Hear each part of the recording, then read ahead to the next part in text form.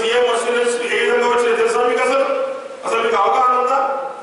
2017, 2018, 2019 3 సంవత్సరాల్లో అప్పుడున్నటువంటి ఎమ్మెల్యే మంత్రి గంగుల కమలాకర్ అదేవిధంగా కుమార్ గారి చొరవతోటి 347 కోట్ల రూపాయలు 347 కోట్ల రూపాయలు నిధులు వస్తే దాని నుంచి పనులు 215 కోట్ల పనులు పూర్తయినాయి.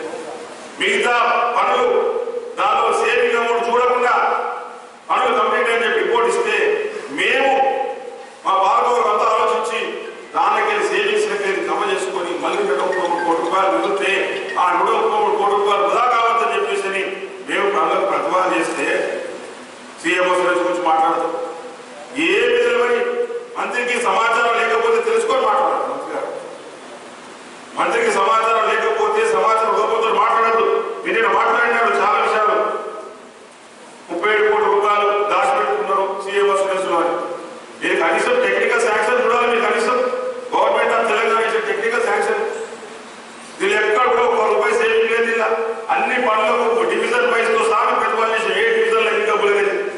దాని తర్వాత ఇంజనీరింగ్ ఈఎస్సీ గారు అది పరిశీలించి దానికి డీటెయిల్ కొంచెం మాడిఫికేషన్ చేసి 101 కోట్ల రూపాయలకు శాంక్షన్ ఇచ్చారు. 33 కోట్ల రూపాయలు 12 రూపాయలు అవుతాయి. జిఎస్టీ ఇతర 12 రూపాయలు 101 కోట్ల రూపాయలు మాకు ఎంత రోడ్ వేయాలి ఏంటనేసి క్లియర్ కట్ గా శాంక్షన్ ఇచ్చి మాకు.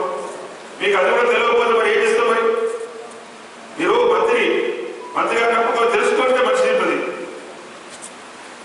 ప్రభుత్వం శాంక్షన్ ఇస్తుంది, ప్రభుత్వం టెక్నికల్ శాంక్షన్ ఇస్తుంది, దాని ప్రకారంగా అధికారులు పనిచేస్తారు.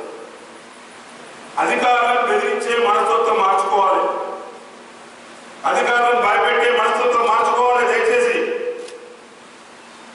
అధికారంలో ఉన్నవాళ్ళు బాధ్యతతో ఓపికగా పనులు చేయించుకోవాలి. అంతేగాని బెదిరించో భయపెట్టో పనులు చేస్తామంటే చేసుకుంటామంటే అది జరగని పని. చరిత్ర చూసుకోండి. మీరు సీఎం గురించి తెలియదు. 133 కోట్ల రూపాయలతోటి దాదాపుగా గతంలో వచ్చిన పనులతో ఇప్పటికి 60-70 కోట్ల పనులు అయినాయి. ఇంకో 50 కోట్ల పనులు చేసేది. వాటిని కూడా చేయించాలని మేము ఇప్పటిపడతాం. పట్టణ ప్రగతి ద్వారా దాదాపు 80 కోట్ల రూపాయలు వస్తే 80 కోట్ల రూపాయలతో అభివృద్ధి పనులు చేసిన పట్టణ ప్రగతి కింద మున్సిపల్ సాధారణ నిధులు మా సొంత మున్సిపల్ ద్వారా వచ్చే నిధులు 120 కోట్ల రూపాయలతో రకరకాల అభివృద్ధి పనులు చేసినాం. ఇంకా కొన్ని అభివృద్ధి దశలు ఉన్నాయి. పట్టణాల్లో 15, 14 ఫైనాన్స్ నుంచి 30 కోట్ల దానికి కార్యక్రమాలు చేసినాం. ఇక స్మార్ట్ సిటీ గురించి మాట్లాడడం. స్మార్ట్ సిటీ గురించి మాట్లాడాలంటే మీరు వారికి తెలియకపోతే చాలా దురదృష్టం. స్మార్ట్ సిటీ అనేది కాంపిటేటివ్. స్మార్ట్ సిటీలో పనులు జరిగినాయి. ఇవన్నీ జరిగిన పనులు మరి వారి కళ్ళ కనబడకపోతే ఏమనంటే స్మార్ట్ సిటీలో అంచనాలు పెంచిండ్రు, స్మార్ట్ సిటీలో పనులకు శాంక్షన్ లేకుండా చేసిండ్రు, స్మార్ట్ సిటీలో పనులకు ఈ కార్యక్రమాలు జరగలేదు, అవి జరగలేదు. ఐటీసీ సెంటర్ గురించి మాట్లాడతారు. అసలు ఐటీసీ గురించి మీకు తెలుసా? ఇంటిగ్రేటెడ్ కమాండ్ కంట్రోల్ సెంటర్ గురించి మీకు తెలుసా అని ప్రశ్నిస్తాం. దాని కర్త కర్మ క్రియ మేము ఏమేమి చేపట్టాలి, ఏమేమి ప్రజలకు సౌకర్యాలు కల్పించాలని ఆలోచన చేసింది అప్పుడున్నటువంటి మంత్రి గారు, మేము అప్పుడున్నటువంటి గాంధీగూడ వైద్యులు వినోద్ కుమార్ గారు, ఎంపీ బండి సంజయ్ గారు. నేను నిజంగా ఈ సందర్భంలో బండి సంజయ్ గారిని అభినందిస్తూ ఉన్నా. మా పార్టీ కాకపోయినా కూడా వారు ఎంపీగా గత 5 సంవత్సరాల్లో చాలా గొప్ప సహకారం అందించారు. ఎప్పుడు అవసరం పడితే ఒక కేంద్ర ప్రభుత్వం నుంచి నిధులు మంజూరు చేయించడంలో బండి సంజయ్ గారి సహకారం చాలా గొప్పది. గెలిపించిన పార్లమెంట్ సభ్యుడు ఆ విధంగా ఉండాలి. ప్రజలకు సేవ చేయాలని ఆలోచన ఉండాలి. ప్రజలకు మంచి చేయాలని ఆలోచన కాదు, ప్రజలకు ఆ పనులు అడ్డుకోవాలని ఆలోచన చేసడం అనేది చాలా దుర్మార్గమైన చర్య. మా భాగవర్గం ఏ రోజు కూడా ఆయన దగ్గరికి పోకపోయినా కూడా, మేము ఏ రోజు కూడా పోయి అడగకపోయినా కూడా ఆయన సహకారం అందించండి. బండి సంజయ్ గారు నేను పత్రికాముఖంగా నేను వారికి కృతజ్ఞత చెప్తున్నా. మళ్ళీ కూడా మంత్రి అయ్యారు కాబట్టి మళ్ళీ సహకారం ఆశిస్తా ఉన్నాం. ఇంకేటేళ్ళు పాల్గొనడం ఉంది కాబట్టి ఇంకేటేళ్ళు పాల్గొనడం సహకారం అందిస్తారంటే ప్రజల కోసం, మా వ్యక్తిగతం ఏం లేదు, ప్రజల కోసం, కరీంనగర్ నగర ప్రజల కోసం, కరీంనగర్ డెవలప్మెంట్ కావాలని ఆశిస్తా ఉన్నాం. ఈ విధంగా ఉండాలి రాజకీయాలంటే. మీలాగా 1 రూపాయి నిధులే పార్లమెంట్ సభ్యులుగా ఉన్నప్పుడు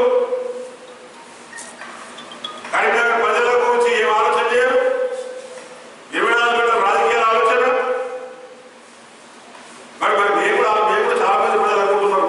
మరి పొన్నం ప్రభాకర్ 6 నెలలు మంత్రి చాలా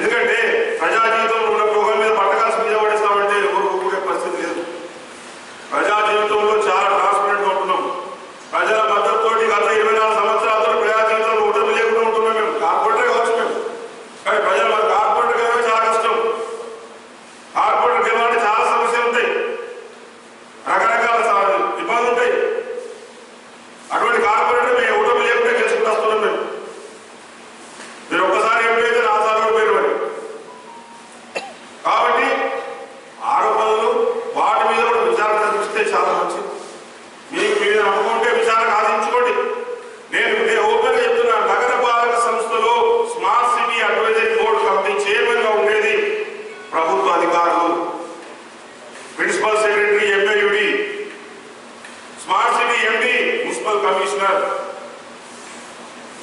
డైరెక్టర్గా ఉండేది ప్రభుత్వ జీవో ఉంది.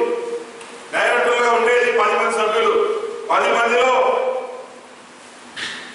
కలెక్టర్ గారు ఉంటారు, ఎస్పీ గారు ఉంటారు, మేయర్ ఉంటాడు, ఇంజనీరింగ్ చీఫ్ ఉంటాడు, commissioner police, director of government planning, కేంద్ర ప్రభుత్వ ప్రతినిధి. 10 మంది ఉంటారు మొత్తం. దీనికి చైర్మన్ ప్రిన్సిపల్ సెక్రటరీ, ఎంఏవి.